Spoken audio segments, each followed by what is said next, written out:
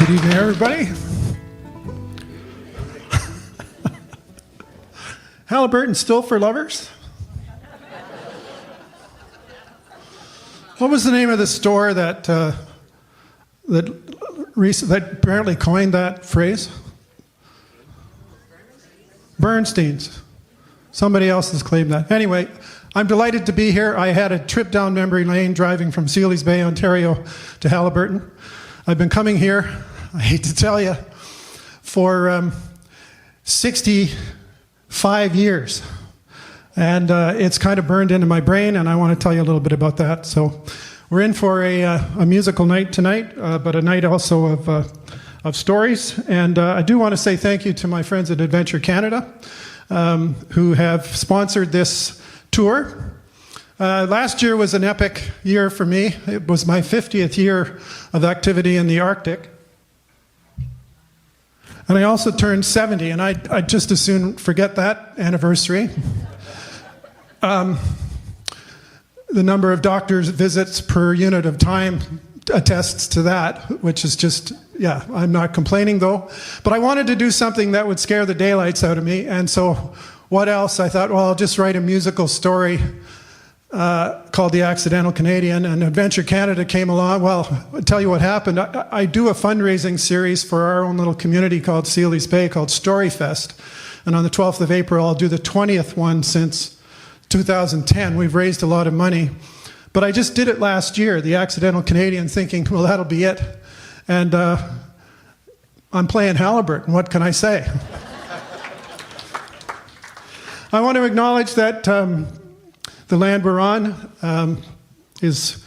we're guests here, and it's crossover territory, Williams Treaty territory, and I do want to honor the fact that Canada, and I'm excited about it, Canada is rethinking equity, fairness, what it means to be connected to each other and to place, and many of the people who are leading that are Indigenous, First Nation, Métis, and Inuit.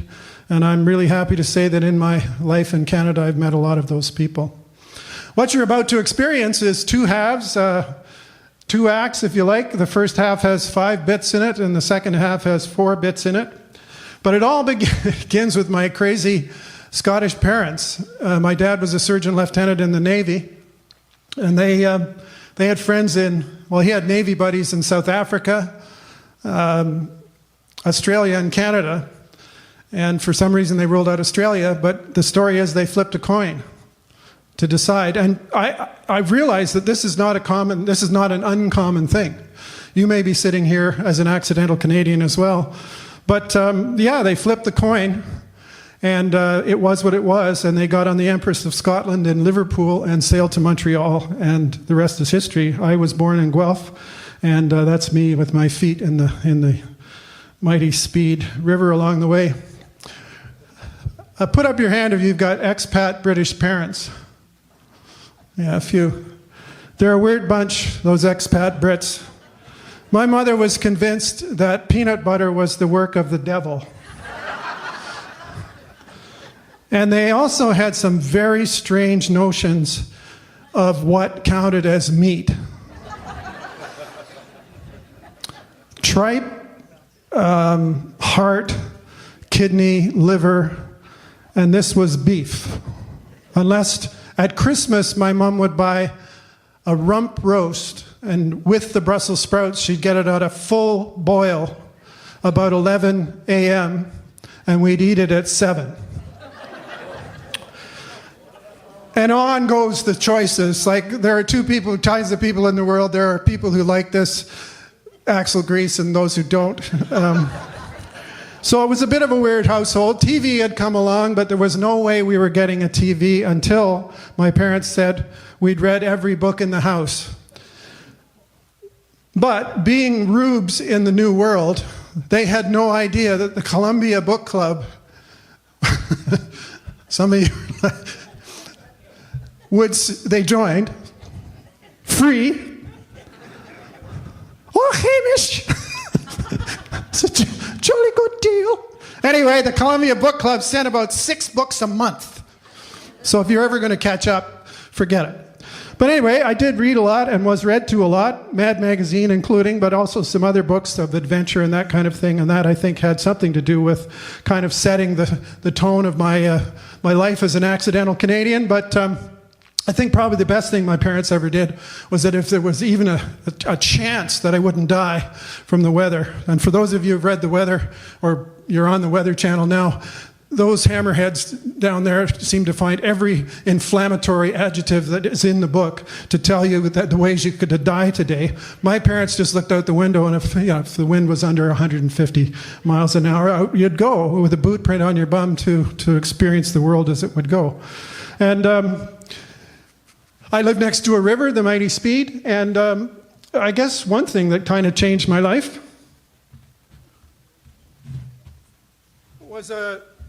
was a book by Clancy Halling called Paddle to the Sea, and it's a story about how the Great Lakes came to be. But little did I know that that story, which I saw in film form, would be a story that I would tell when I wrote a biography of the guy who made the film, Bill Mason. And that was a bit of a liberation for me, because I realized I'd often wondered where the river came from near my house and where it went to.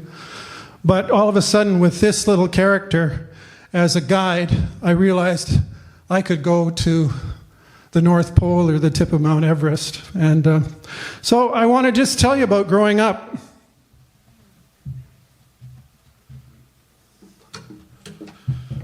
My mom was a Scottish midwife and a botanical painter. She couldn't paint boys, dogs, rafts, or willow trees to save her ever-loving life. But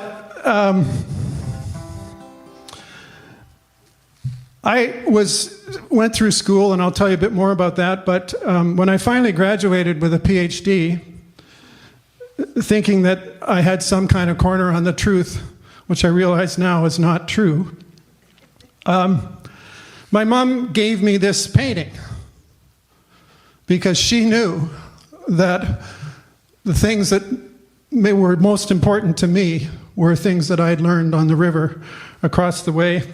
And so my first little musical number I'd like to share with you is, it's called The Speed River Rag. Let's count us in, Andy. 1, 2, 3.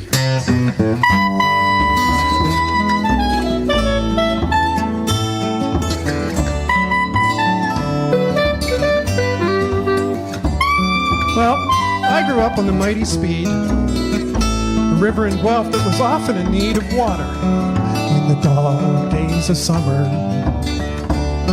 In the rivulets there were ducks and frogs and hidey spots and hollow logs, a few old tires and shopping carts thrown in for good measure. The opposite bank was a landfill site, perfect spot for a rambling hike, rummaging with the dog on toxic ground. But by and by the dump was closed. They covered it up with soil and soccer fields, and Mum washed less dioxin from my clothes. Oh, river, run. Those days alone were so much fun. Oh, river, run. So much to do before the day was done. Well, in the spring of the year, we'd ride the ice, near miss human sacrifice, then stiff-leg it home in frozen jeans. In winter, we'd skate and shoot, goals made out of rubber boots, until the puck would slide to open water. In summer, it was rafts and boats, paddle anything that floats, including an old styrofoam sailboat my dad had called a snark. But along came Paddle to the Sea, and the idea that the river was free to realize the best of boyhood dreams. Oh, river, run. Those days alone were so much fun. Oh, river, run. So much to do before the day was done. it, boys. That's Andy Thompson on clarinet. Take it around again.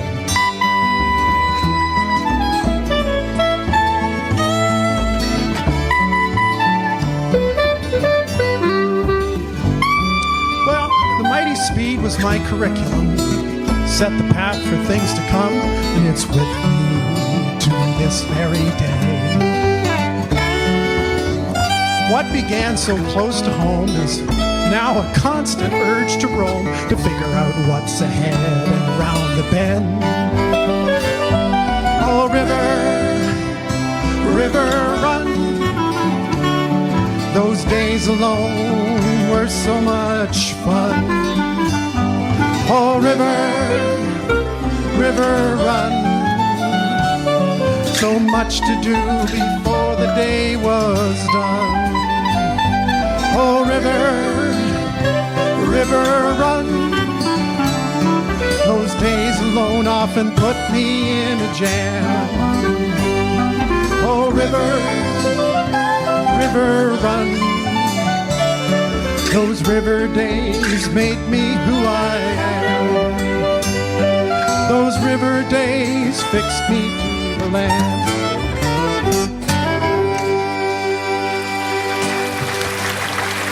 Thank you. Thank you very much.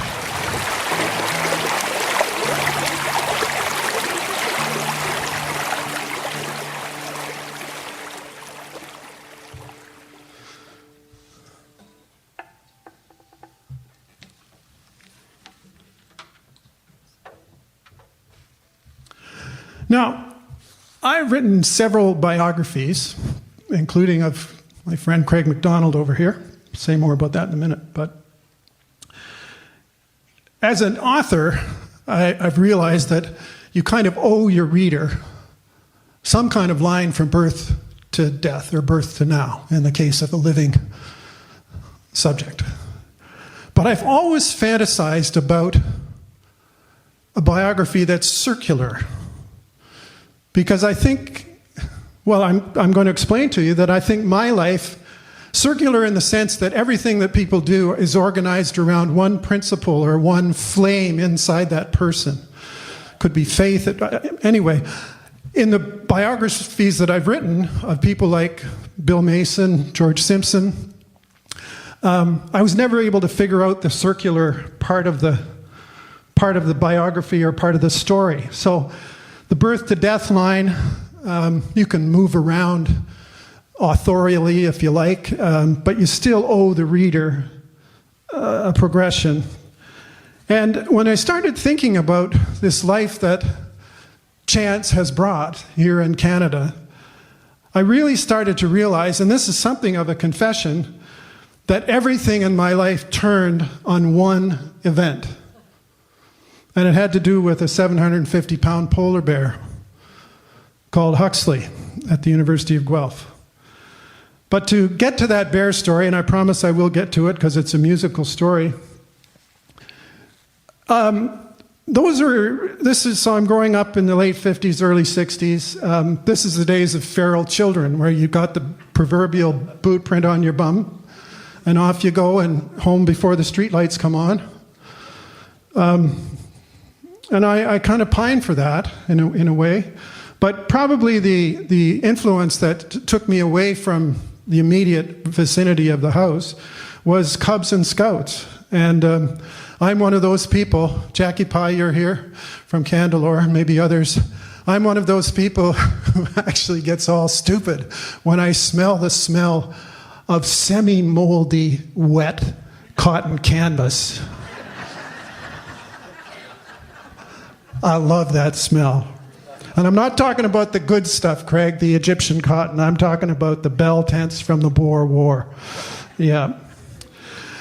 But my sense of the country, as a kid growing up, really, you're turned inwardly, and then your parents provide everything. And as you're starting to turn out and building forts and that kind of thing, I kind of, in around 64 in that area, kind of got tuned into the big debate about the Canadian flag. And I was pretty cool.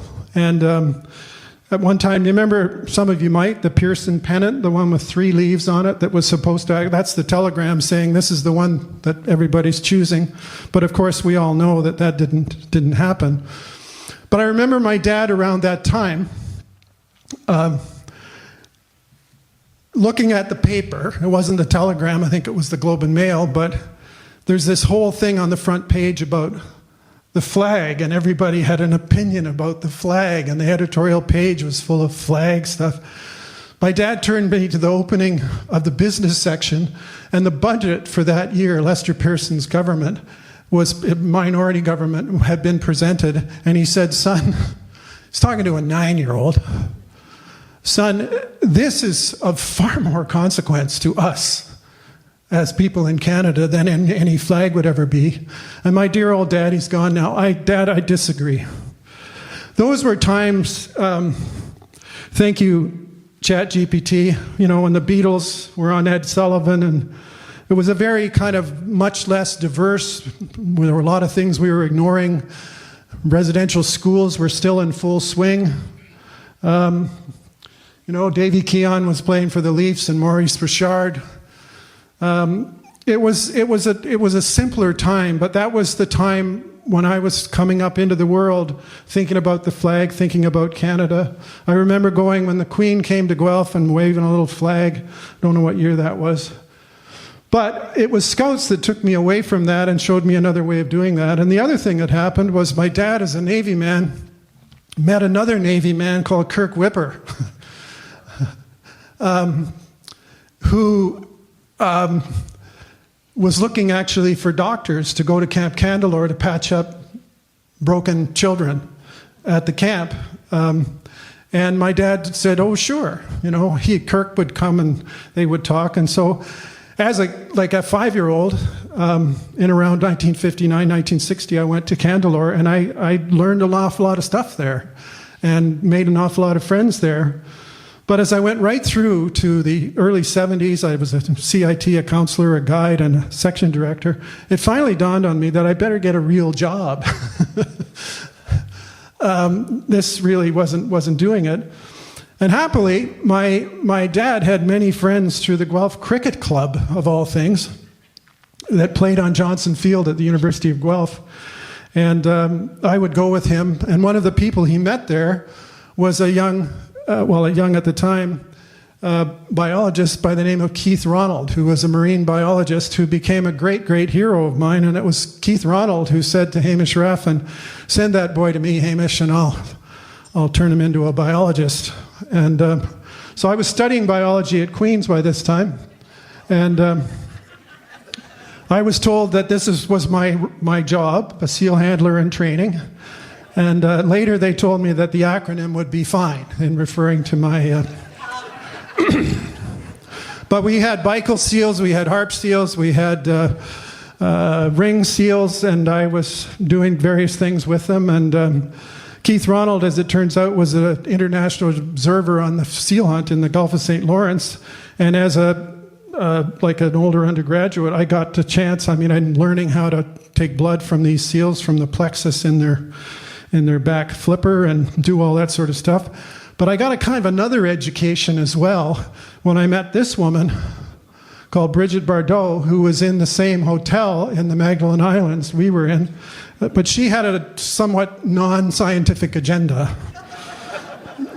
But I stayed with Keith Ronald, and I was going to do graduate work there, and as it turns out, he had graduate students in Churchill, and they were working on, well, it was a guy called Robin Best, who's since died, but Robin was doing an energetic study on bears that had run afoul of they were in bear jail in Churchill, but he taught them to run on a treadmill, an old treadmill that used to be used to drive threshing machines on the farms in southern Ontario. But he wanted to exercise these bears to find out about how long they could run and that sort of thing. And 6 of these bears finished the energetic study. They were moved. Keith Ronald thought this was a great idea and moved them down to the Toronto Zoo. And unfortunately, bear number 7, Huxley, sort of blew his welcome when he ate one of the zoo bears. And the zoo head of the zoo called Dr. Ronald and said, "This bear will be out of here under your auspices in 24 hours, or I'm going to euthanize it. I'm going to put it down because it's done so much damage." So the bear came to the University of Guelph, and lucky me, there's been a grad student in the lab called Jack Terhune who just finished an analysis of the spectral sensitivity of a harp seal. In other words, you shine a light in an animal's eye. If it sees it, it says, presses the paddle and says yes. If it doesn't, it says no. You can change the brightness and the color of the light. And what you end up with is a really cool curve that shows you, well, in the bear, this is the finished study, it shows the bear has a particular acuity in the blue-green part of the spectrum, which is really interesting for they hunt underwater. Fascinating physiology. I mean, here's a bear who can hunt in 24-hour darkness, and it can hunt in 24-hour light. It can hunt under the water. But what I realized, having wanted to be a marine biologist for quite a long time, having read Jules Verne and a lot of stories about this sort of thing, I realized that I did not have the stomach to shoot a polar bear at point blank with a tranquilizer rifle once a month to take blood from it. And I quit. I just couldn't do it. I thought this was just not fair to the bear mostly. And I went away from that experience saying, if I do anything else with bears, I'm going to do it with the people who took me there in the first instance. And that's pretty much what has shaped the rest of my life.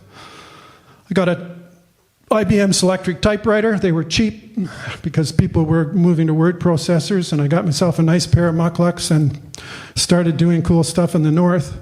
And it was only just at the end of the pandemic, I actually wanted to thank Huxley.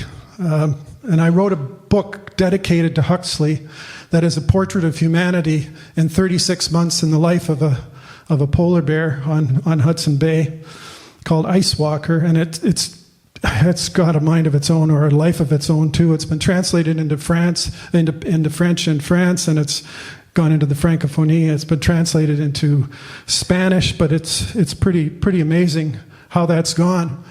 But serendipity is huge, and you think about your life. One of the things that just never ceases to amaze me is how you meet people who seem to help you along the way. Well, I didn't know this songwriter in Nashville very well, but he somehow got a hold of Ice Walker, and he phoned me up, and he said, "JR, this is an amazing book. I'd like to write a song with you about the bear." I said, "Well, you've written songs for Tim McCoy and Barbara Mandrell, and I don't know who else. Why on earth would you want to do this?" He just says, "I was really moved by this story." And I said, "Well, sure, let's do that." But I said, "Here's the condition. I really would like an Inuit voice on this recording somehow." And I had just the guy, as it turned out. I told Jerry Vandiver, my friend Hikuak, David Sirkawak, who I've worked with for years in the Arctic with students on ice and with Adventure Canada and others. He's an amazing Inuit drummer. And I mean, so amazing that when I was invited by Quark Expeditions to lead an expedition to the North Pole on a Russian nuclear icebreaker called 50 Let Pobirdi, on that set, I said, "I will not do this unless I can bring my friend Hikuak along so he can drum at the North Pole." That's Hikuak doing that. But here's the pièce de résistance. Jerry said, "You want this drummer guy on there?" And I said, "Yeah, I'd really like that on." He said, "Is he going to sing?" And I said, "Well, he's going to make some sounds probably." But I said, "Jerry, the only reason I want Hikuak to do is not about you or me. He does the best Elvis impression of anybody I have ever met." So with regards to Hikuak, who's on this recording, with regards to Jerry, Jerry, bless him, came up last year when we premiered this show in Sealy's Bay. And this is a song called, well, it's the main point of of what Ice Walker is, that we are the bear. You know, we are the organism swimming around in a warming soup of our own making. So, yeah, here we go.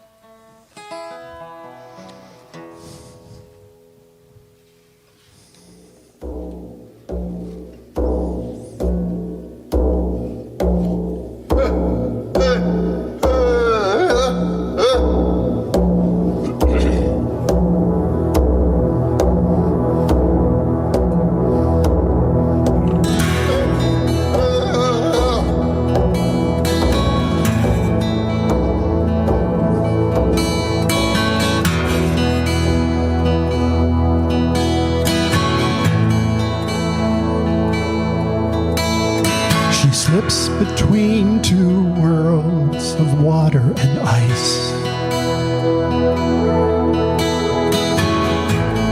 On the edge of life and survival, white fur shimmers in the Arctic night. On her path, she's ever mindful. She is us, we are her. Walk as one on this earth. In her steps we learn to see again. We learn to care. She is us. We are the bear.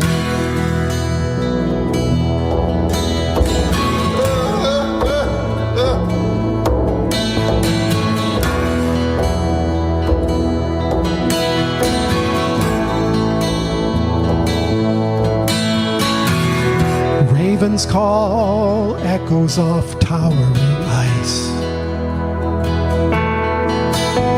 They've walked and flown this way so long together. Fox shadows sharing the bounty of life. The tracks they make won't last forever. She is us, we are her. Walk as one on this earth. In her steps we learn to see again. We learn to care. She is us. We are the bear. Drop by drop our world is melting away. Hands on the clock are picking up the pace. What will it take to understand? What will it take to comprehend that she is us, we are her. We walk as one on this earth. In her steps we learn to see again. We learn to care. She is us. She is us. We are the bear.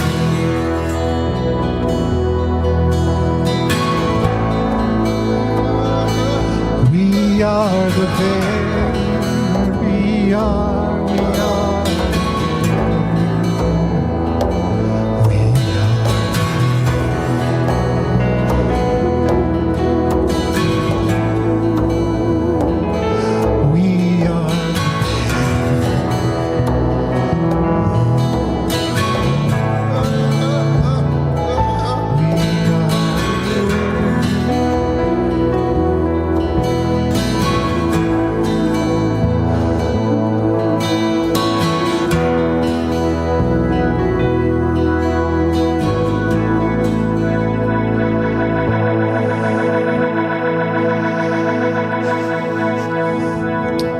We are the bear.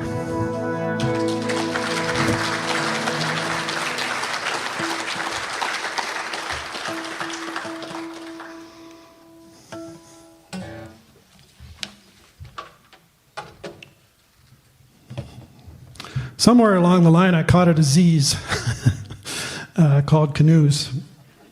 Yeah. And it might have had something to do with scouts. I've done this trip a number of times, but I still have etched in my brain the possibilities that came from getting in a canoe in Guelph, Ontario, and paddling to Lake Erie, down into the Grand River. And some things happened on that trip that I still don't want to talk about.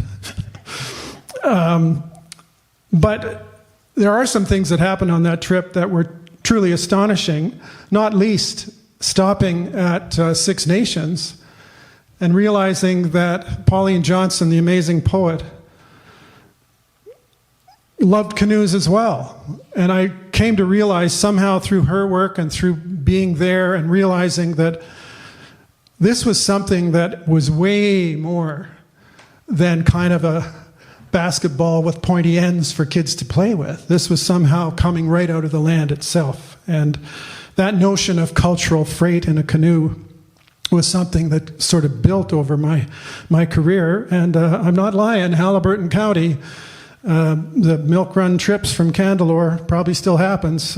That's where I learned to canoe when I wasn't at home in Guelph. But from here we moved to Algonquin Park, and some nasty things like the Ink Lake Portage, and yeah, that are still there, and the pain remains. And then up into Temagami, Candelore bought an island in Lady Evelyn, and that's when I came across Craig MacDonald, but then up into the rivers of the Bay. And what an incredible education I was getting. But also at that place, I came to see that this madman who ran Camp Candelore, Kirk Whipper, sending us out, teaching us how to make fires with no matches and doing all this Camp Crafty kind of stuff, but he was building this canoe collection, and among the dubious tasks I had as a leader at Candelore was the Haida canoe that he commissioned from Victor Adams in Masset, British Columbia. He had, through a whole series of capers, shipped to Toronto, and he turned it into a camp program to get the kids who paid a lot of money to go to the camp to paddle the canoe from Toronto up to Candelore. And indeed, some of his crazy friends, Chief Kitpoo, there is not one Indigenous person in that canoe, and unapologetically in 1970, that's just the way things were. But that's a shot taken off the bridge in Minden on the Gull River, if you really want to know. But those skills turned out to be entirely transferable, and it wasn't long before I was working with my friend Wally Shaber for Black Feather Wilderness Adventures, which is still going strong, and as a guide and keeping going. And yeah, I mean, as I said, it's a disease. There it goes. That's like an MRI of my brain. But there's love does get in the way of life, and my best friend and canoeing partner, Jake the Snake from Kirkland Lake, he and I decided on one trip that what we really wanted to do was to start a really bad country and western band and play every nasty bar from one side of the country to the other. And the nastiness of the bar was defined if there was not chicken wire around the stage to protect the performers, that wasn't a good bar. So Jake agreed that was a great idea. And I said, well, what are you going to do in the band? He said, well, I don't play anything. And I said, well, that's kind of a problem. So he said, well, I'm going to go home and I'm going to learn how to play the guitar. So he did. Trouble is, he fell in love with his guitar teacher.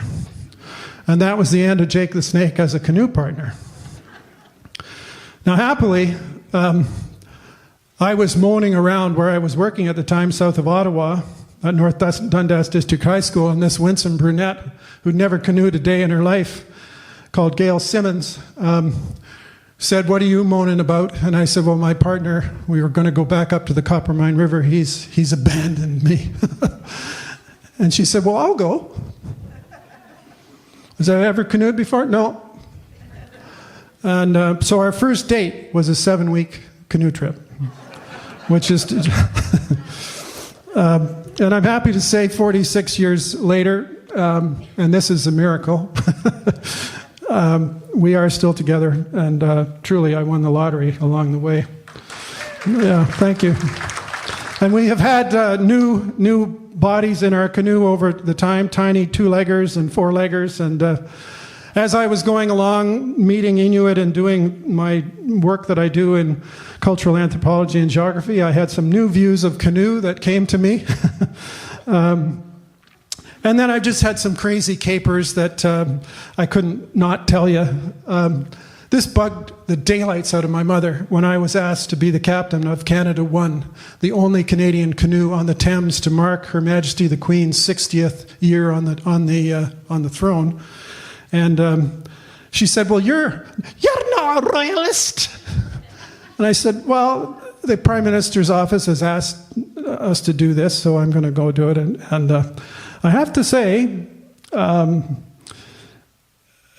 that when I sat with Lord Salisbury in the captain's meeting, and with all, I think there were 1,200 boats on the Thames that day, June 4th, 2012, he said, Her Majesty has been a beacon of stability in the Commonwealth. And I had to agree, and reflecting through the chaos that surrounds us now. But anyway, we're paddling right by the Spirit of Chartwell, and I heard Her Majesty say, Look, Philip, there are real voyageurs from Canada. Isn't that exciting? And Phil said, I'm smiling, my dearest, isn't that enough? He ended up in the hospital that night. Sadly, they're both gone. But canoes are part of who I am. And where I'd just like to take you now musically is a trailer for a canoe done by trailer for a canoe. That's what you call a whipper slip or something. Whipperian slip. A very talented filmmaker called Go Iramoto was wanting to promote Ontario in England, and we talked about what this might involve, and he made a film called The Canoe, and he asked if I would write a love letter to the canoe to open the film, and I'd like to play you that.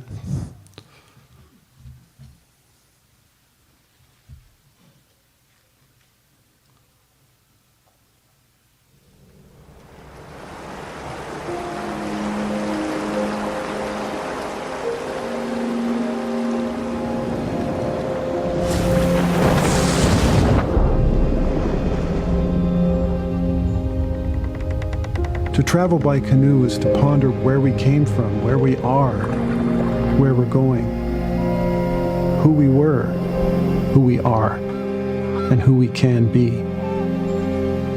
Suspended between the world above and the world below, stillness in harmonic motion.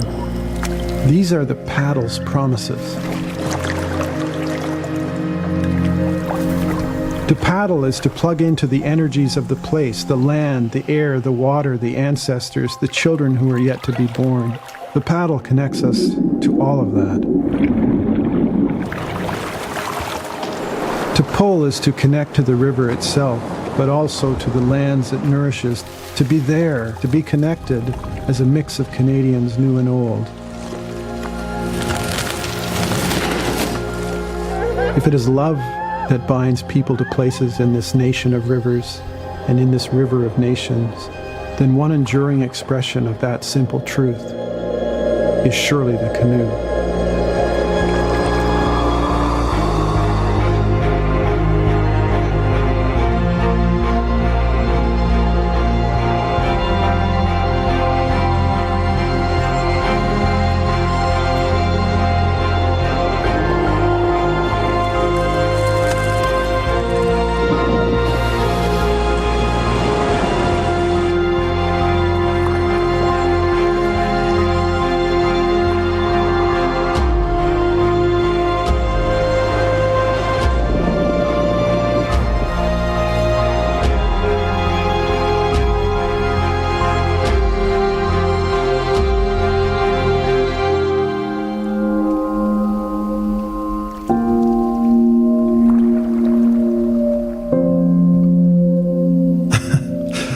Heard somebody sigh. I was with you. Thank you. That's Go Iramoto. He's done an incredible job. I think at this point I really was understanding that there was this agenda that I was like a curriculum, a path of learning that had to do with canoes and outdoors and land that somehow completely eclipsed anything I was learning in school.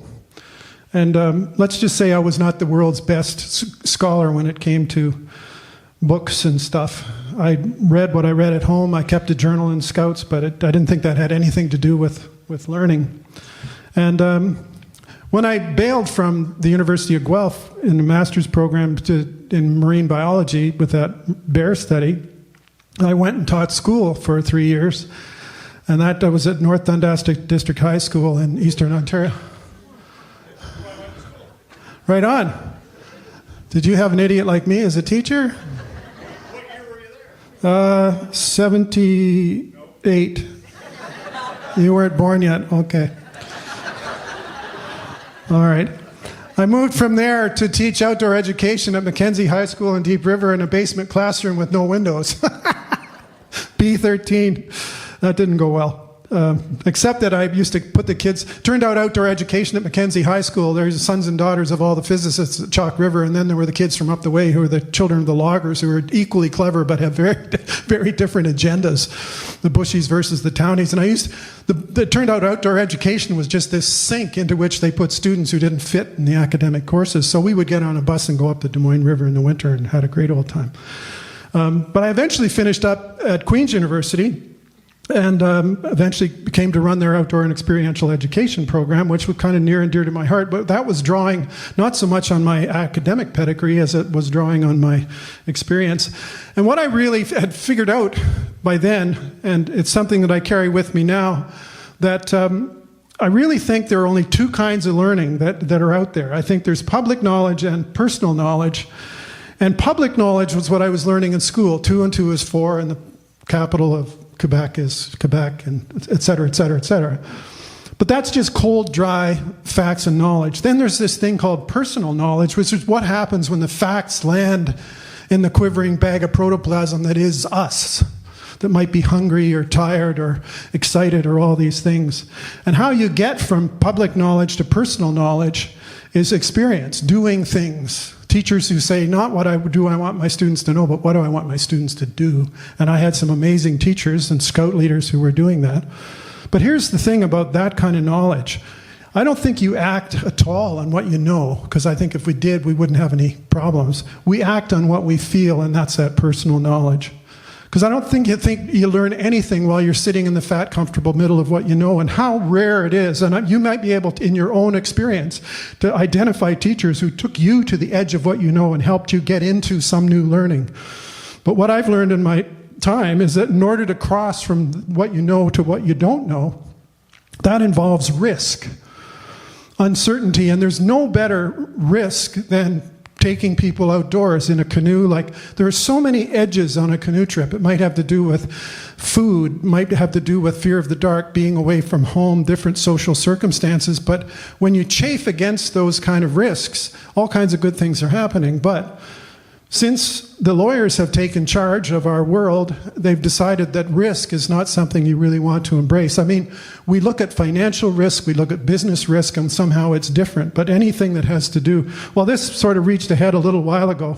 And definitely, Houston, we have a problem. And I did this with my own kids, wrapped them in bubble wrap, I mean, less so than other parents, but Houston, we have a problem, and it's a while ago now, but I mean, we venerate people who take risks, physical, emotional risks, like Chris Hadfield.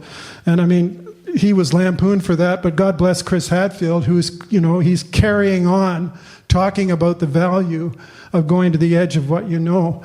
But it's not that long ago that the Thames Valley Board of Education had a public meeting. I heard about this on Ontario Morning, and they wanted to call people together to come to a meeting to see what might be done about why school is so boring. Well, at that point, my dear wife Gail I'm just in my underwear having a bowl of cereal, yelling at the radio. They've taken risk out of the equation. What does the face of risk-free education or risk-averse education, it might look like that.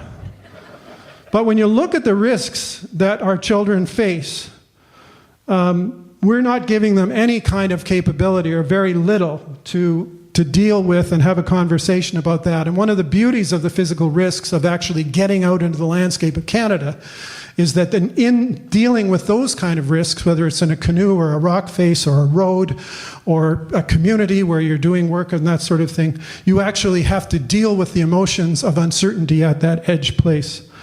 And that's the kind of work that I was doing at Queen's University, but as so often happens, I came to an ethical cul-de-sac here, and that's a long, convoluted story, but with tenure and a department head and the whole thing, I said, no, thank you, I can't do this anymore. I left Queen's in 1999, and I wanted to write a book, Is the Adventure Worth the Risk?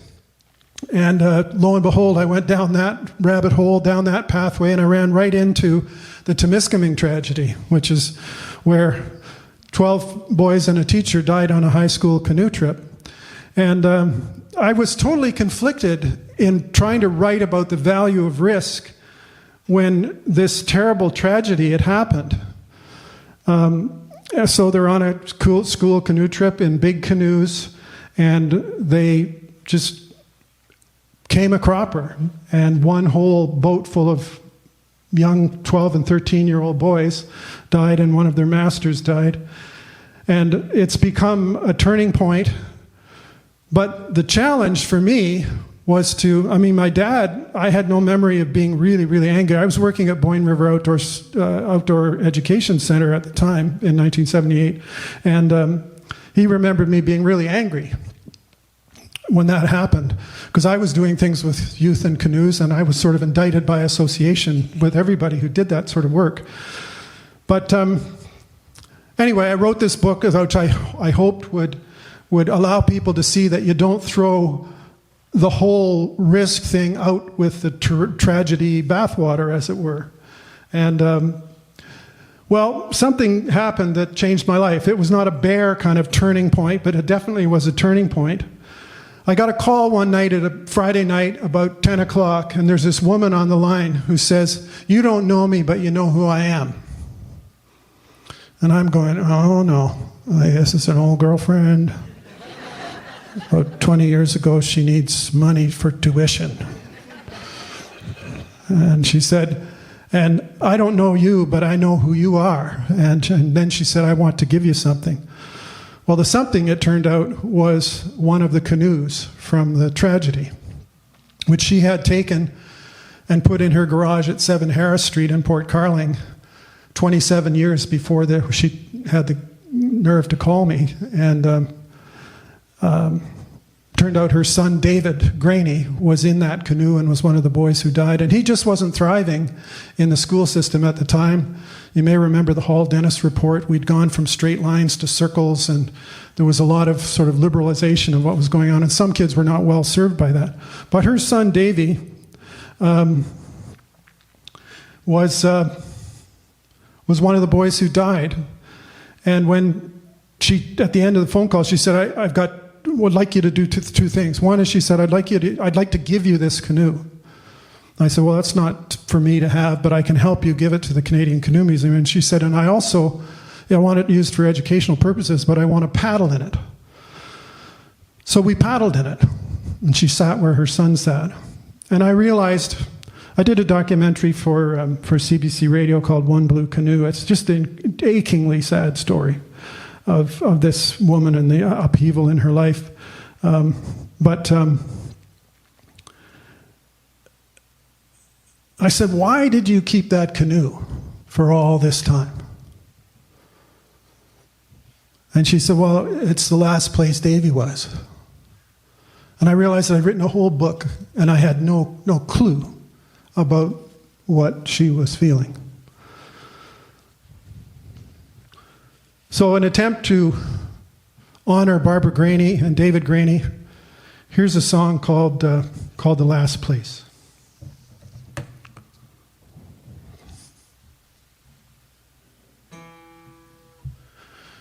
Willing hands make way near the end of spring on the sun-bright face of Temiskaming.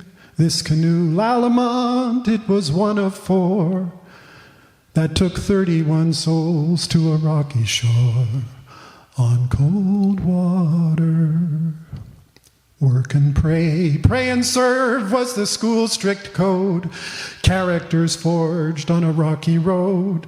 Take your swats like a man from a master's hand.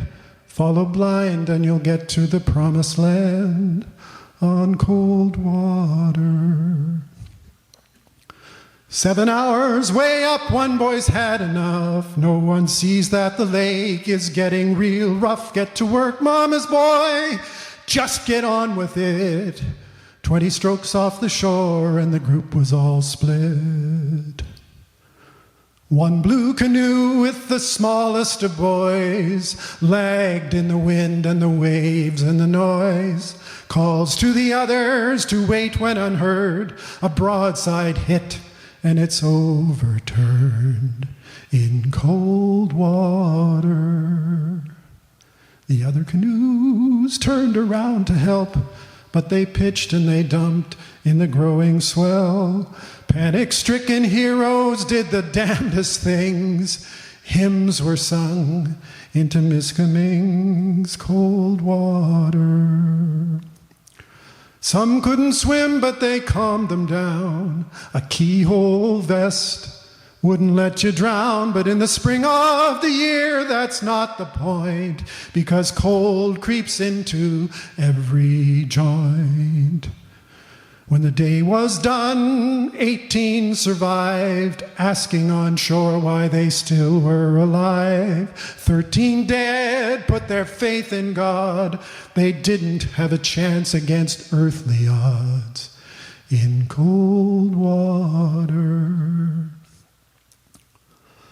We believed that adventure would do them no wrong, that the risks of the wild would make our boys strong. If they'd run to the morning, they'd outstride the sun.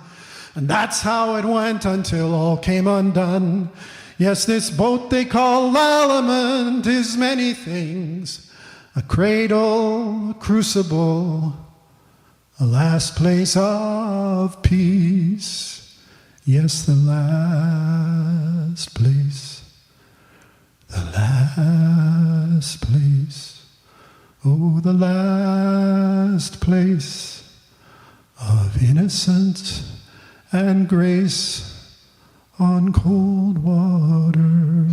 Willing hands made way near the end of spring on the sun-bright face of Temiskaming. This canoe, Lalamant, it was one of 4 that has taken countless souls to that rocky shore on cold water.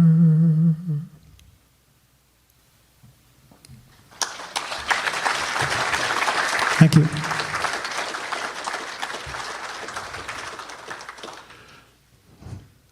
It's fun to enumerate the influential people in your life, and that, my discovery, my learning in Canada has been shaped by so many people, from Bill Mason to Kirk Whipper, who's on the top left, to my 2 daughters and my wife, and so many people. Francis Chichester, Colleen Peterson was a musical influence. The woman down second from the bottom on the right is Jean Little, who was a patient of my dad's, a kid's writer. And it was from her I learned that you can make a living writing books.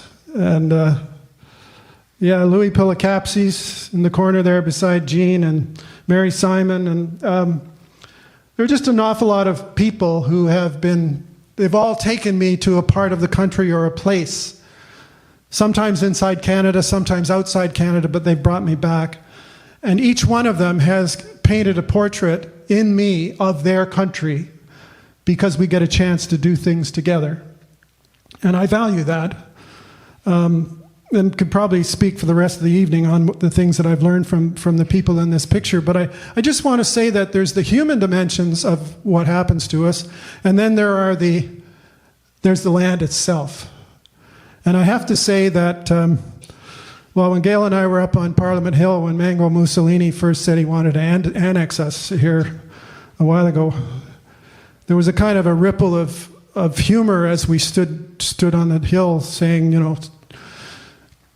true north, like we don't want to be annexed. And now I see that how naive we were and the kind of things that could happen. But similarly to the way that Go Iramoto asked me to write a love letter to the canoe, another very talented filmmaker called Jason Van Bruggen was asked to do a little film to open the Arctic Film Festival at the Explorers Club in New York City. And he said, JR, would you write a love letter to the North? And I need it by this afternoon. Well, I happen to be in England, and I wrote this in Manchester Airport, and here's my love letter to the North, animated by amazing visuals and voiced by, you decide. The North. The hearth of human imaginings, whose margin fades forever and forever. Their stories are made. We bend to the callings of our dreams, always moving toward uncertainty.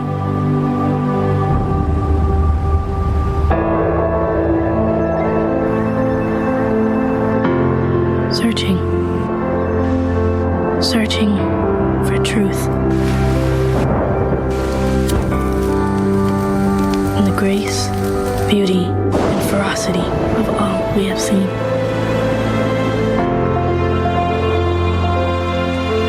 That is the adventurer's call. To know that the one we eventually find and overtake at journey's end is the searching soul we left behind, out here in the last wild place.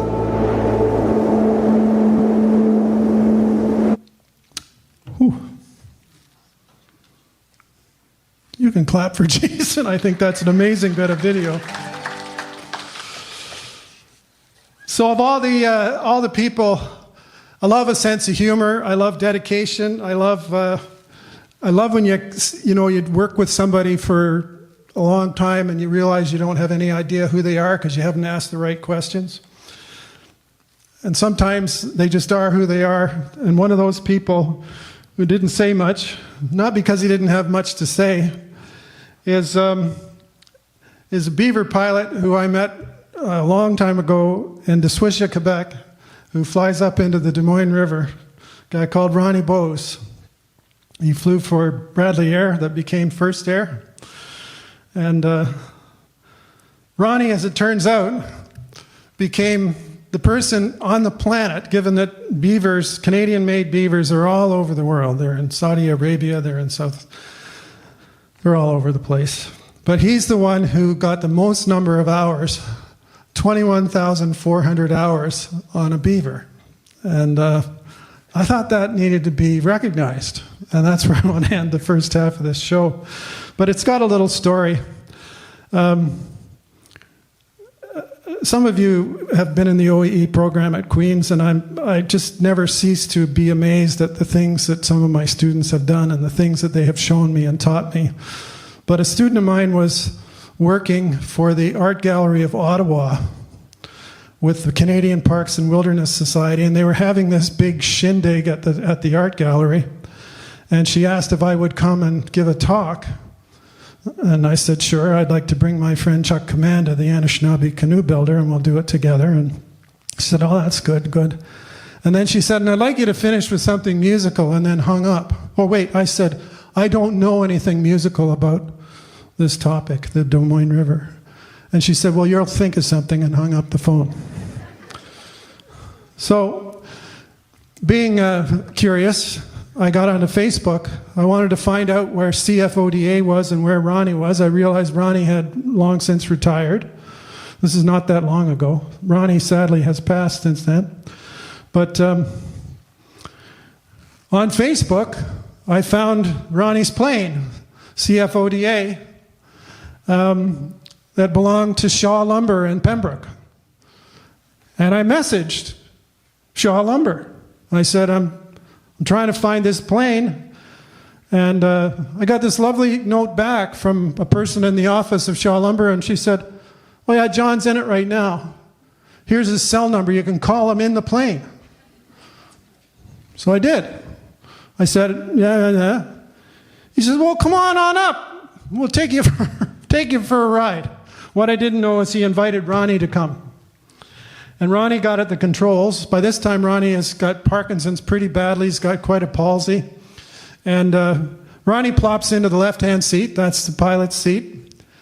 And honest to goodness, it was amazing watching this body memory that he had take that plane off, fly us up the Ottawa River, up the Des Moines, circled at Grand Chute, and came down. We landed at Dessouche and came back down. And the funny part was, at the end of all that, I didn't want to say, Ronnie, you look sick.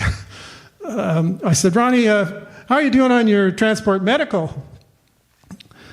And he just laughed. And I said, you don't have a license, do you? Nah. He said, John's in command. And so it was Ronnie's last flight. Ronnie's last flight. And happily, I got to actually play him this song on the dock.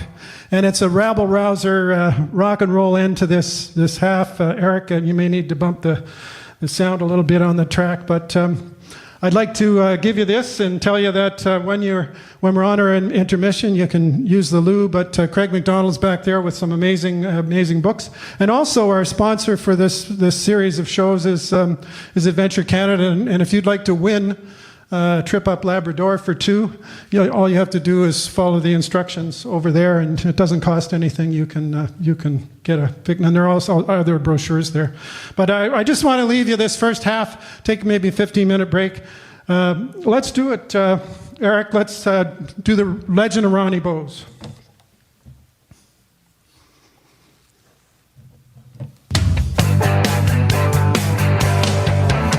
Born on the Bonchar on the eve of the war, dairy farm boy from the valley was destined to soar from tiny flying machines out of Swish's back bay. 69 he took the helm of Beaver CFODA.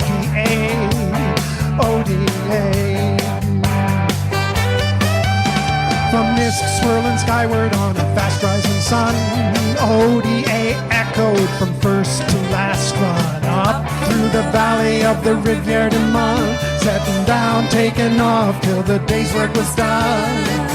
Till the day's work was done. I asked him one time, I said, "Hey Ronnie, what is it about that crate that you love so much?" Here's what he said. "It's the round pounder's thrum coming up through my knees. It's the lift of an eagle as we climb over trees. It's the feeling of freedom in the sky all alone, climbing and cruising and letting down slow. Thinking kids carrying home." In the spring it was Hydro and Lagarde de Chasse, preparing the camps for the fishers of bass. They flocked to the dock at the Swisher and wait, but not before stopping at Rolfton for bait. Yeah, Rolfton for bait. Come summer, the paddlers came arguing about weight.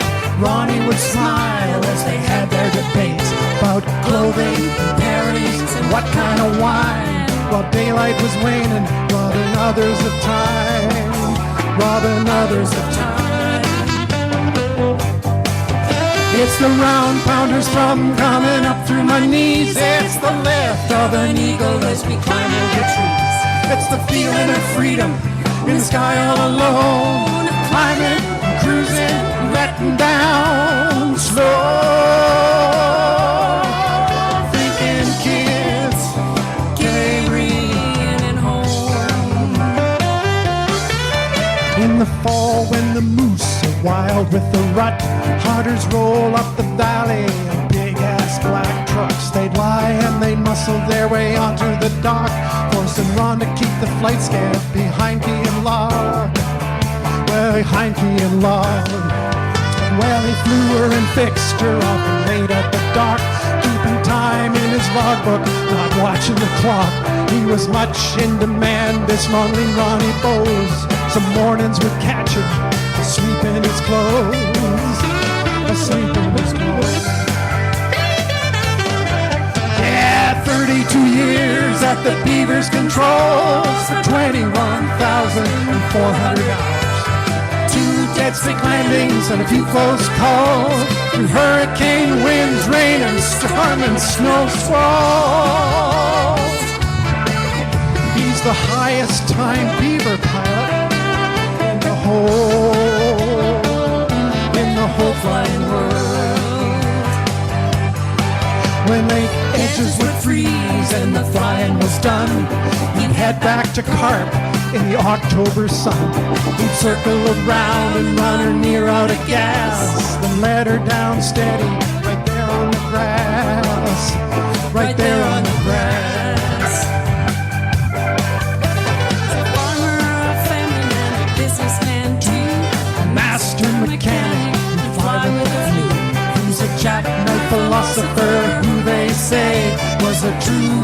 legend in his friend ODA. His friend ODA. It's the round pounders from coming up through my knees. It's the lift of an eagle as we climb over trees. It's the feeling of freedom in the sky all alone. Climbing, cruising, letting down slow. Thinking kids carrying home. Yeah, yeah, yeah, yeah. Thinking kids carrying home.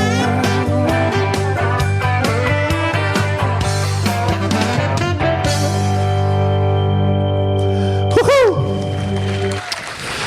All right, time for a little intermission. Win yourself a trip. Buy yourself a book, chat with your neighbors, and there's some goodies there, and we'll see you in about 15 minutes. Thank you.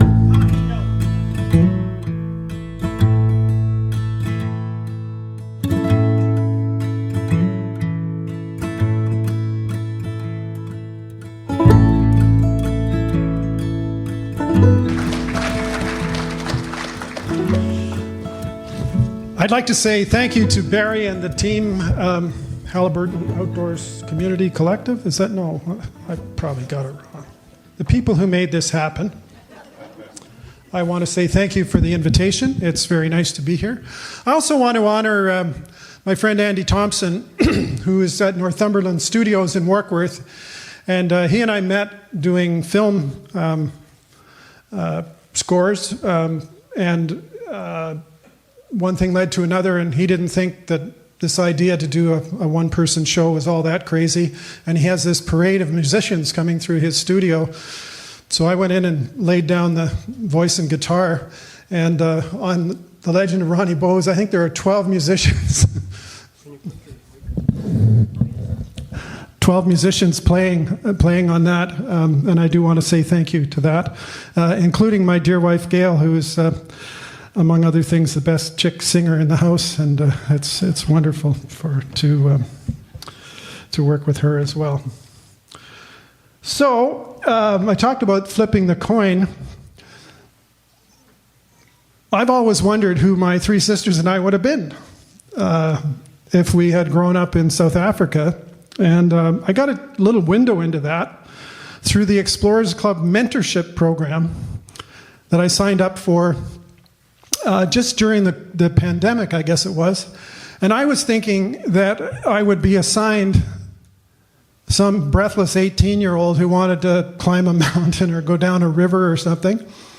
I was assigned two mentees. One was a video installation artist from New York City called Janet Biggs, who I'm not entirely sure why we were mixed up together, but we ended up working on a project. She was trying to work with physicists who are chasing particles in the CERN accelerator in Switzerland and turn it into music. And I ended up as a provocateur at an art museum in Lawrence, Kansas with her. It was the most amazing experience, and I don't know who was mentoring whom, but the second mentee I was assigned was a guy who they said wanted help with his writing. And I thought, oh, this makes sense. Well, it turns out he's from South Africa, and that we're almost the same age. A guy called Graham Bell. I called him Alexander. He didn't get the joke. Who's been driving around the world in a Land Rover with his two children for 12 years at the time. They're in Mexico now, and it was a really interesting chance to reflect and go back and forth about who I might have been as we were working on this. And I helped them, he and his wife, working Louisabelle, this manual of how to be an overlander. I didn't even know that was a category of being, but it is. And they wrote this guide to traveling the planet overland, but by the time I caught up with them, they had tried during the pandemic to drive from South Africa to China. And they got hung up with wars in Mideast Africa and turned around and went home to South Africa. and then put their Land Rover in a container and took it to Ushuaia at the tip of South America, and they were on their way driving from the tip of South America, and they wanted to go to the tip of North America, to Tuktoyaktuk. And I said, oh, I have lots of friends on the Dempster Highway. Why don't I join you? And there was a long pause. And they said, well, okay. And anyway, I'd been up the Dempster in 1978, but I'd been back to Inuvik and some of the places along the way several times in the interim. And yeah, the 78 trip was amazing. I got across the Peel. This is just as the Dempster Highway. How many of you have been up the Dempster? It's well worth a trip. Yeah. Especially in the winter. But I went in the 78. This is 8 Mile Joe Vitriqua, who's a Gwich'in guy. His dad, actually his grandfather, William, was on the shore in a smokehouse. And I got a chance to be with him. And William, smart guy, charged me $30 to go north over the Peel and $60 to come south. Anyway, the deal was that Graham and Louisa, they left the children to finish their exams by correspondence in Mexico, where they were all looking to get passports to resituate themselves, because they were done with South Africa. And they had a sponsor called John Turner, who makes some of their equipment. And John had tricked out a van, and I was to travel with John. And it looked good on paper until this happened. That was the day before I was to meet up with him in Whitehorse. This is at Pelly Crossing. John, I didn't realize at the time, has post-combat PTSD and travels with a service dog called MCAT, a full-sized Labrador Retriever. So 4 of us and 2 dogs ended up in a pickup truck going up the Dempster Highway, which was interesting. The guy sat in the front, and Louisa and I sat in the back. And for some reason, I was the dog minder for hour after hour, day after day. And we did some crazy stuff. I like dogs in principle. We have 3 and have always had dogs. But that little Yorkie, Chewbacca, I eventually decided that when we got to Dawson, I was going to enroll that little twerp in the dog show, which I knew would be full of sled dogs that might eat her. Turns out we got shut down at the pass. We couldn't sign her up. I forget why. She wasn't really a dog. That made me feel better. But we did go in. If any of you had the sour toe cocktail, the toe that was frostbitten off, and you can drink it fast, you can drink it slow, but your lips have got to touch the toe. Now, I don't know if you've got an image in your head of what the Dempster Highway looks like in the winter, but I just wanted to give you an idea that Canada is a truly remarkable country that has sort of specters and images of how things will be. But in February, here it is. I mean, the days are getting longer, and so we've got, probably 6 or 7 hours of daylight. And it was, for a couple of days, it was pretty nice. It's not a place you want to be with a breakdown, though, on account of the temperatures, which are cold.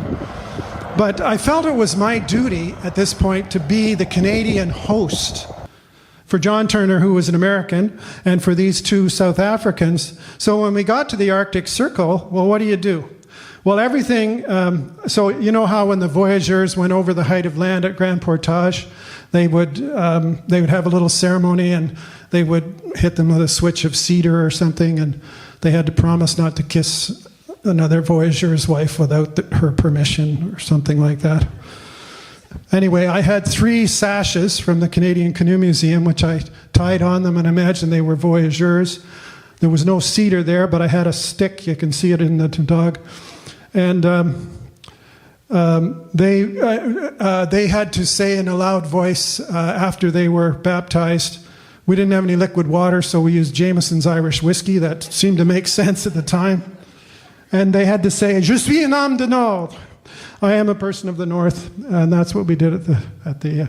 But it was a grand tour. But what was more interesting than the ups and downs of going up and down and getting stopped and seeing the delight on Graham and Louise's faces when we was minus 50 ambient when we got there. It was I could not admit it was cold. To them, I would say, "Oh yeah, it's cool." In truth, I was dying. I had a pair of Steger mucklocks, and the toes and the heels were out of the liners. I walked too many miles with Craig McDonald on snowshoes, and my feet were freezing most of the time, but I'd never let on. But it was interesting. They really wanted to get there, and they were really tired of South Africa. It was so small.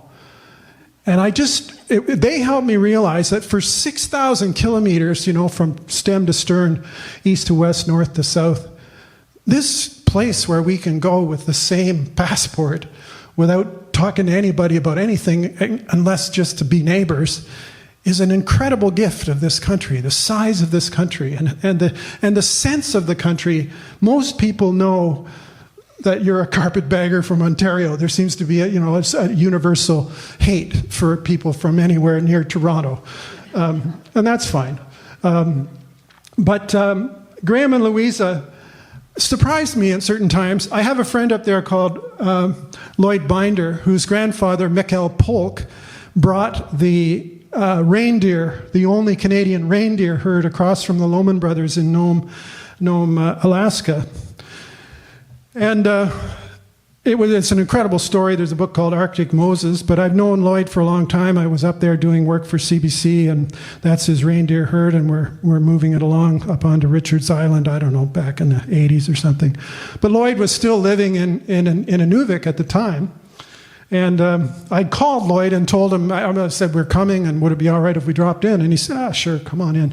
I said, "Do you need anything from the south?" And, I thought he might say, "Well, flour or baking soda, things Northerners need." He said, that fish roll paste that IKEA sells?" Yeah, I took him a bunch of tubes of that. But we were sort of in a hurry. Because of road closures and openings, we were in Inuvik we wanted to get the Bells really wanted, and John really wanted to get to Tuck on the overland road there. And Lloyd had invited us in, and I said, "Would you come in and meet this guy? He's a really interesting, he was part of the Inuvialuit Regional Corporation, and we'd already talked to Dwayne Smith, who was the head of that, but they said, "Nah, we'll wait in the car." And I was disappointed and surprised in a way. And they compared a lot of the things that were going along to, like they wanted to know that their machine could do it, and they wanted to know how far they'd gone, and they wanted to know that we got onto snowmobiles in Tuck and went out to see the Pingos, but they wanted to know those aspects of the journey. But interestingly, and this is maybe just idiosyncratic, I realized that for me, the country is about geography, but it's also about culture. And my maps are freighted with memories and feelings of relationships with people. And I was so glad the people in the school, I said, "These 2 people from South Africa are coming here." And they actually did 8 presentations in a day. They were completely knackered, the pair of them. But that was fascinating to see them do that. But there were just some very, very cool things that happened along the way. It turned out there were no hotel rooms in Tuck. And it turned out that I had taken the picture of William Vitricroix from 1978 and stuck it in my journal with my story of 8 Mile Joe taking me across at usurious rates. Well, damn it, if his sister doesn't take us in off the street and puts us in her kids' bedrooms because the kids have grown and gone. Winnie Grubin and her husband Roger. But through conversation with them, it just turned out to be the most amazing cross-connection, but somehow didn't engage my South African friends at all. It was disappointing. I was just ecstatic and overjoyed to know that that had happened. But we did talk a lot about South Africa and how they too had gone through a period of awakening. And we know some of that history. But what I wasn't really quite as familiar with is the extent to which the apartheid system, like the South Africa and Canada's colonial response to difference in those countries, has been one has informed the other in some very interesting ways. So that's Stephen Augustine, my friend in Cape Breton Islands, mother's status card, but everybody in South Africa, similar kinds of things. And we talked about the Truth and Reconciliation situation in South Africa and just the parallels along the way. But I was really able to reflect. They've had a Truth and Reconciliation Commission, and if I'm not mistaken, there was a lot of time to think while I was under dogs in the back of this truck. And I did think a lot about truth and reconciliation along the way. And I mean, the amount of good intention and kindness that has come out of the Truth and Reconciliation Commission, yes, we have a long way to go. But I really kind of felt that I was part of something bigger that had this geographic scope, but also had this cultural scope. And the kindness and the compassion that eventually circles in as you share a cup of tea with somebody, total stranger, and you realize that you're more related than you maybe knew. The capacity of Indigenous people in this country in particular to reach back out to the colonists it makes me cry. And this was no different. So I want to take you into a little bit. I mean, I'm a guy who's made most of my living amplifying voices and taking people places they probably wouldn't hear or wouldn't see. But the world is changing, and there are voices coming up, Indigenous voices who are speaking eloquently about their circumstance and bringing us into new conversations. And I want to just tell you that I guess it was back around 2012. I decided I wanted to meet the neighbors, and I decided that what I really wanted to do was go around the world at the Arctic Circle, inspired by Sir George Simpson, who went around the world in 1842.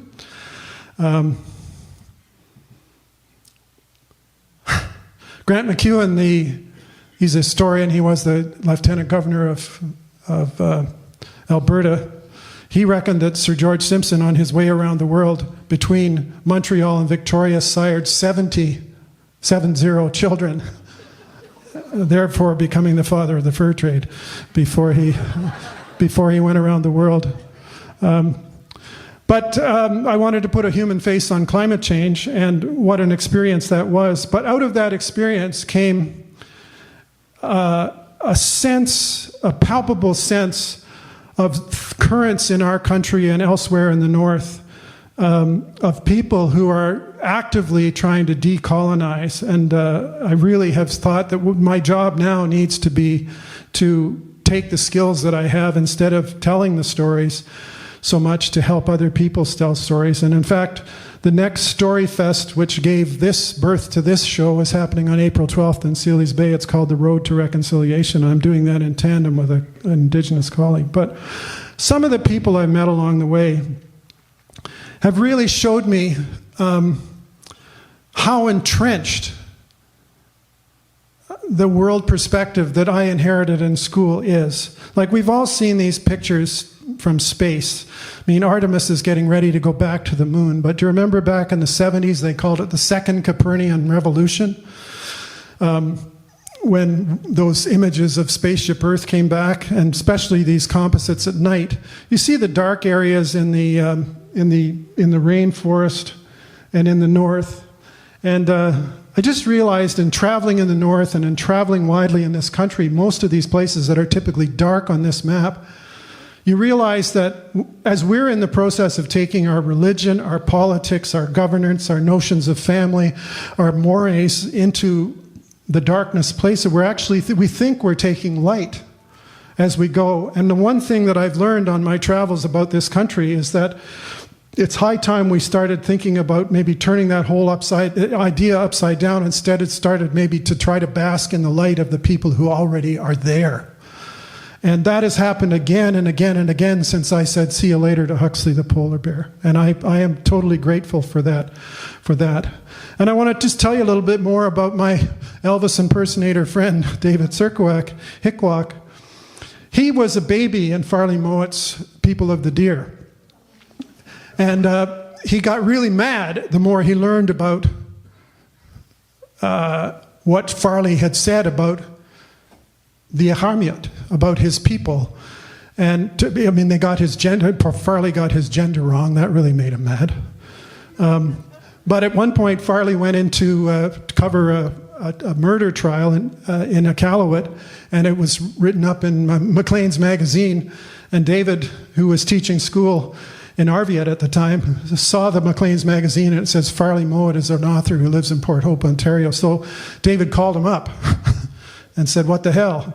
And they ended up becoming fast friends. But David has an E number. He's got a tattoo. I mean, he was given a dog tag. He's been through the entire colonial process in the North.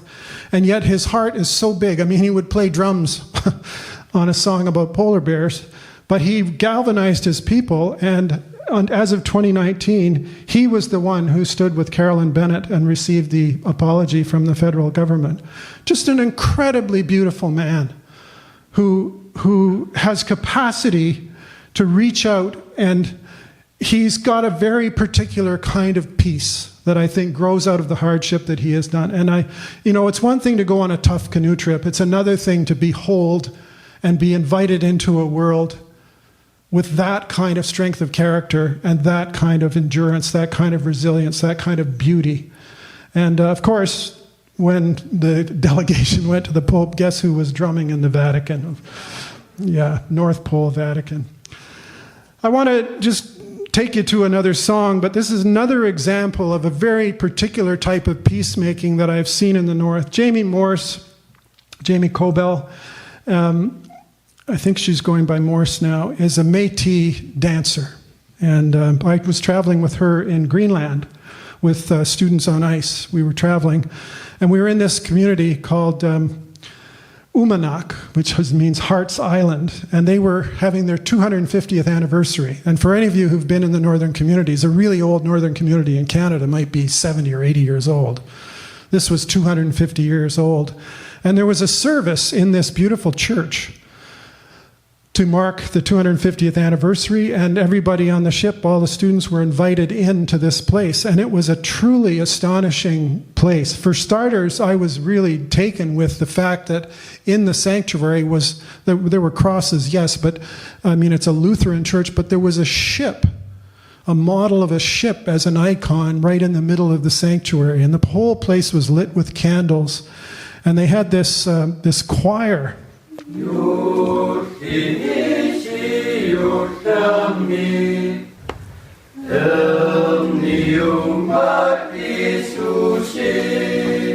And it was, I thought, quite beautiful, this very sort of Western Christian deal. But what happened right in the middle of that sort of celebration service is Jamie, the Métis dancer, I saw her with tears in her face running out of the church. And I thought, oh my goodness, what has happened? And it turned out that as an artist in residence, it was Jamie's turn to do her thing that night on the ship. And she stood up in the lounge of the ship. Some of you have been on the ship, the Ocean Endeavor. And she stood up and she said, the music almost brought it around for me, but many of you of Christian tradition were comfortable there. But the more I got into the service, the more I realized all of the nasty things the church has done to my people. And she said, I just couldn't stand it anymore. And she kind of brought us back to that place. And she said, my traditions are different. I am who I am. I'm a Métis woman. And she talked about one of her relatives, Louis Riel, who said that the Métis would sleep for 100 years. And you've maybe seen this speech. The Métis would sleep for 100 years, but it would be the artists who would wake them up. And at that point, Jamie danced.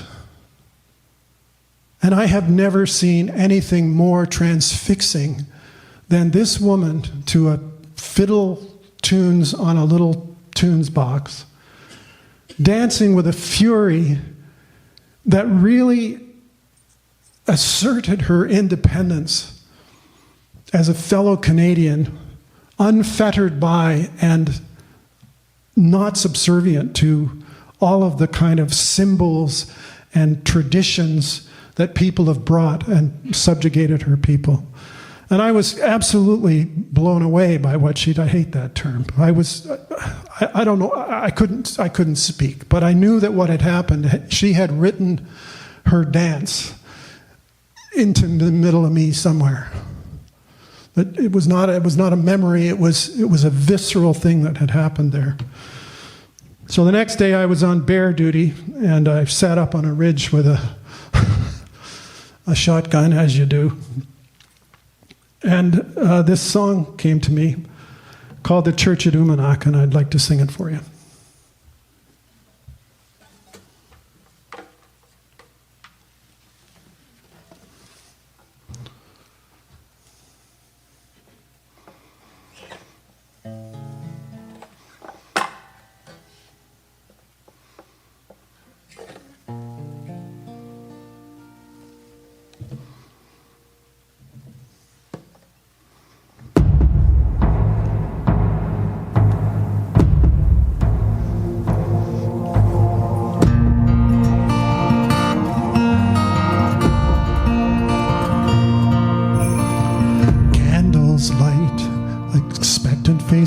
Souls here from so many places. Above the cross of Calvary, a ship sails through the sanctuary.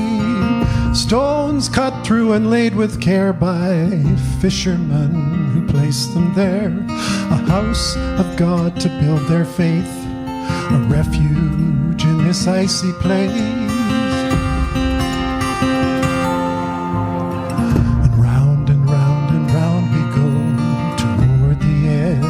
Find the flow, dancing to the heartbeat drum while circling the midnight sun.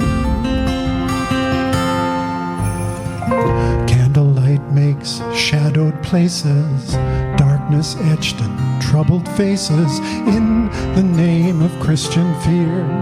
Stone washed smooth with pagan tears. For some this room holds all that's wrong, misplaced power in word and song. It's time for reconciliation, to reclaim lives that have been taken. And round we go, toward the edge to find the flow, dancing to the heartbeat drum while circling the midnight sun. We all need food, we all need shelter. Music fills our hearts with wonder, voices raised in harmony. We close our eyes and begin to see. The dancer says to face our fears.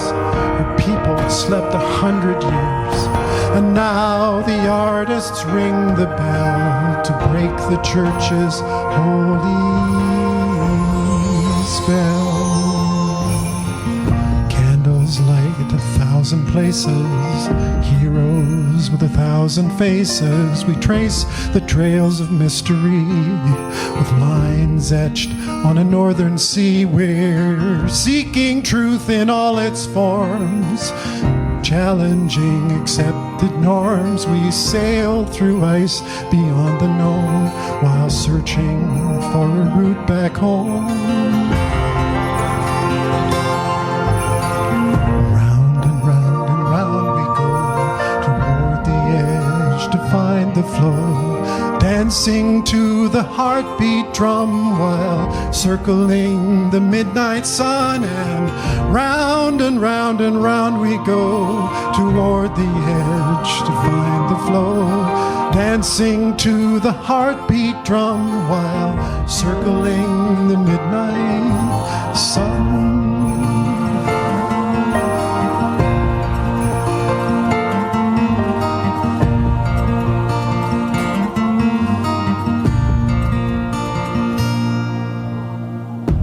The Church of Numinaki.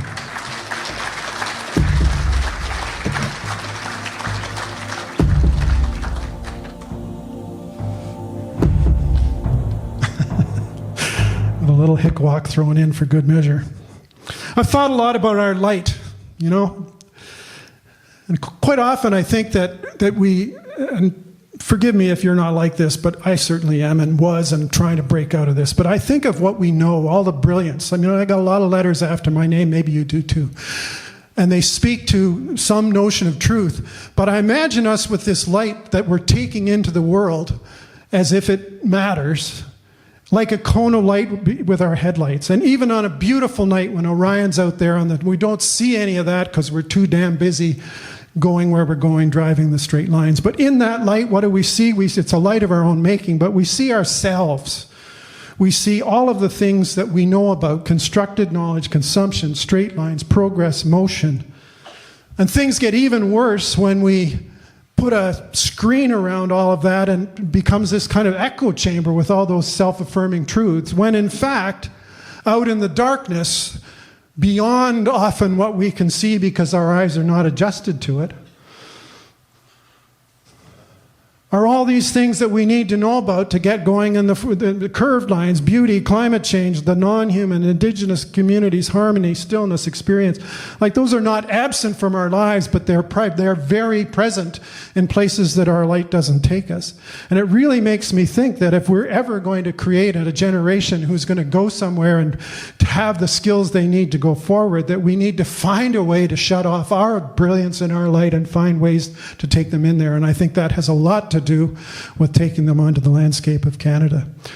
And the landscape of Canada was never more vividly brought to me than on Canada 150. When, remember, coming up to our sesquicentennial, there were a lot of people, particularly Indigenous people in the country, who said, we have nothing to celebrate. It was 150 years of conquest that we're going to be marking here. And yeah, we want to mark that. And yeah, we're glad to be in Canada. But anyway, my buddy Jeff Green, founder of Students on Ice, we were sitting in a bar in Ottawa one time before 2017, and he had a napkin, and he said, I think we should sail around Canada in an icebreaker and have a floating conversation about the future of Canada.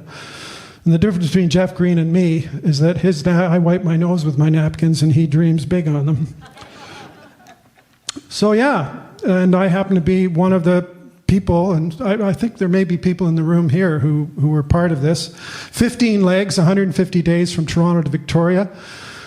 We got an old Coast Guard icebreaker and recommissioned it as the Polar Prince, and sailed around the country, 150 days, 75 communities. It was really, yeah, it was, and coming into Victoria, having left Toronto 150 days before, was like something I'd just never, ever experienced. But one of the things that happened going around the country, in each leg we had maybe 25 Canadians from different walks of life, many of them Indigenous, and at some point on some of these legs, most of these legs, somebody would spontaneously break into the national anthem. And the further I went along this journey as a staffer on this, the more I realized that many of our Indigenous colleagues on the boat were not singing.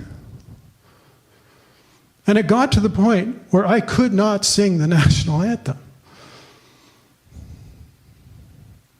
about a country of which I was very proud. And yeah, I know it was written by Calixa Lavallée, and it was, it was, anyway, I could not sing the national anthem. But along the way, some amazing things happened. And part of the deal on the ship was, Jeff had said, JR, we need to have a canoe somewhere on that ship. And so we got a canoe that was made by the kids at Fort Hope up in northwestern Ontario with Darren Lentz, who's a bark builder in Thunder Bay. And that became one of 3 vessels within the vessel that became talking points. And I would always say to each new group, Canada's a nation of canoes. It's a nation of rivers. It's also a river of nations. And the expression of the canoe in the north is the kayak. But Jeff used to like to say of this canoe in particular, which is a bit of a dog, it's kind of dried out. And he said, yeah, it's a lot like Canada. It needs repair. But that, and as early as leg 2, I went through that whole spiel.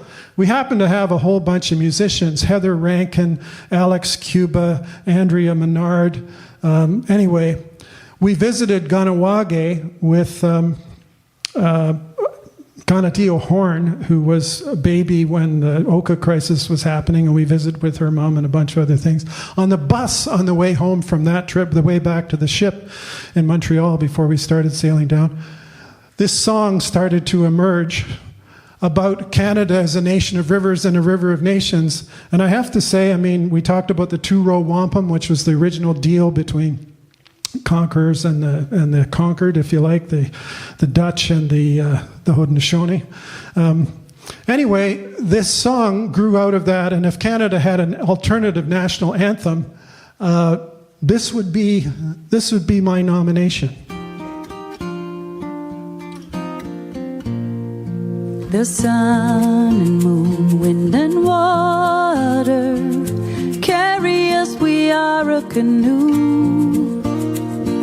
Sailing with no distance between us is long overdue. Entends la mer, l'air et la terre, calme en voguant au gré du vent. Conjuguant nos corps au présent, nous prenons le large. Nous prenons le large. River of nations, a nation of rivers, flowing together on the way to the sea, sewing our stories with the beads of a wampum. Nous sommes les couleurs de la ceinture fléchée.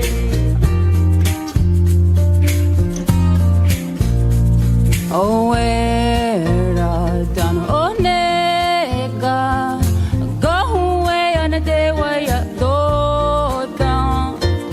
Porque existe un solo camino y ese es el amor. Oh. River of nations, nation of rivers, flowing together on the way to the sea, sewing our stories with the beads of a wampum. Nous sommes les couleurs de la ceinture fléchée.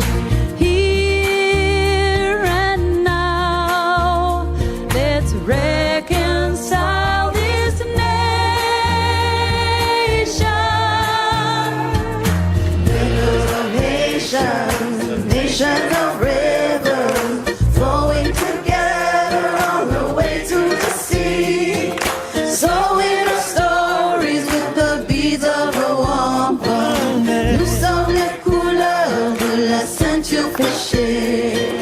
A river of nations, a nation of rivers, flowing together on the way to the sea, sewing our stories with the beads of a wampum. Nous sommes les couleurs de la ceinture fléchée.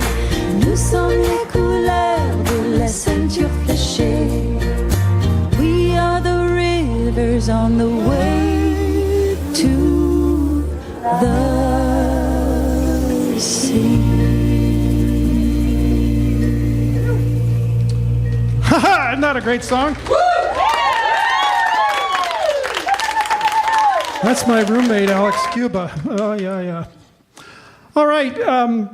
What have I found about this country of which I've been an accidental citizen for 70 years?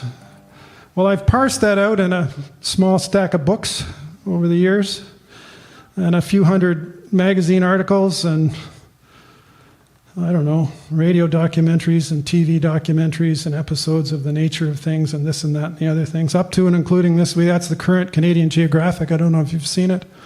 The Benogamy. It's all about, somebody came to me and said, would you write a 4,000 word feature about canoes of the Great Lakes? And it's just, yeah. And then, of course, Craig's amazing story that was done, actually commissioned by the people of Bear Island and the Community Foundation, for whom Craig is a great hero. But the country that I have found is a country of beauty. It's a country of complexity. I've spoken literally all over the world, and I've just actually got an invitation to go to China they want to get some whitewater parks going there.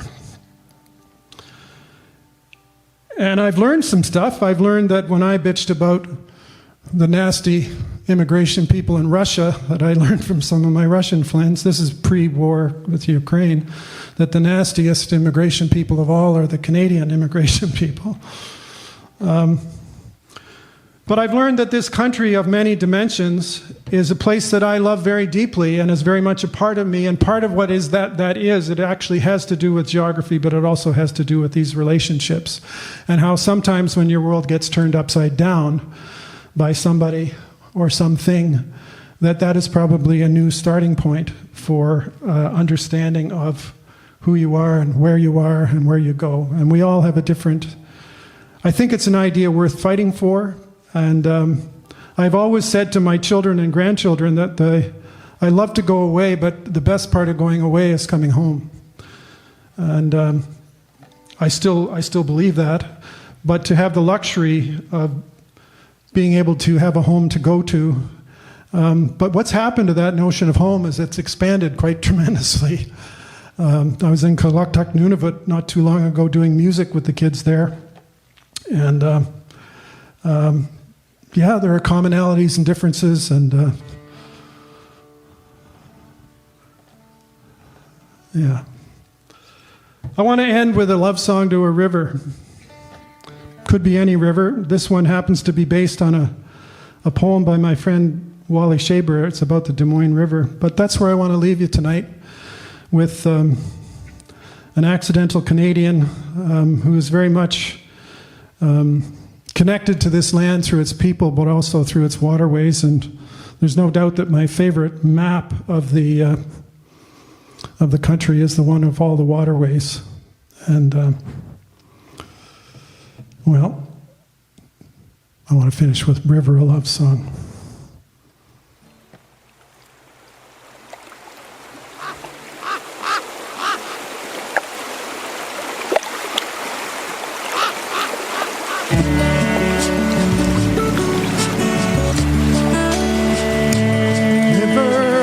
Bright river blue, in my dreams I paddle through from 10 Mile Lake to Filter Grand.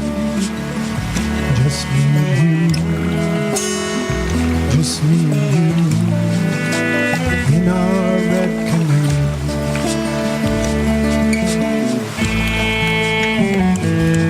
Rapids wild, rolling bright, we spin and dance on water white. Big steel sweeps, red pines maze, emotions swirl on riverway. Starry nights, oh, sun-hot rays, nature's hands simpler ways. Clean water flows right through my soul. Exertion goes, the river stays.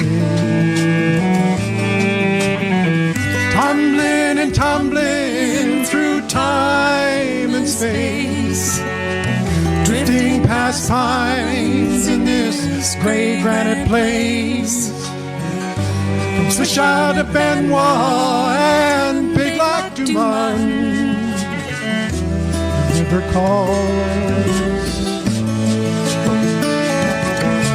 until the day is done.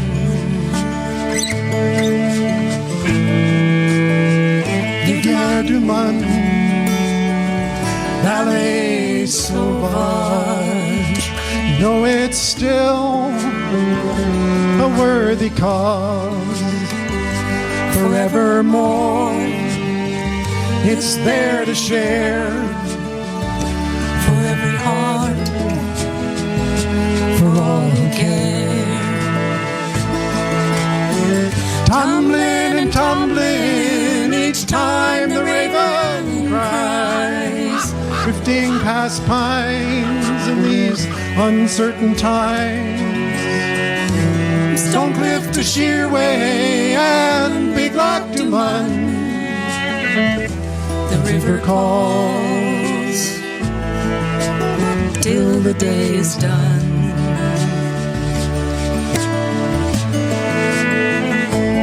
River bright, river blue, in my dreams I paddle through.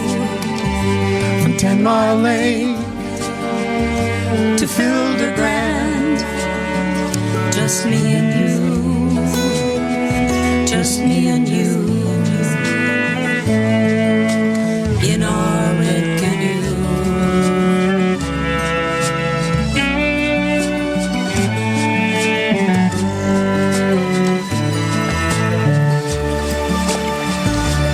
Well, folks, that's it.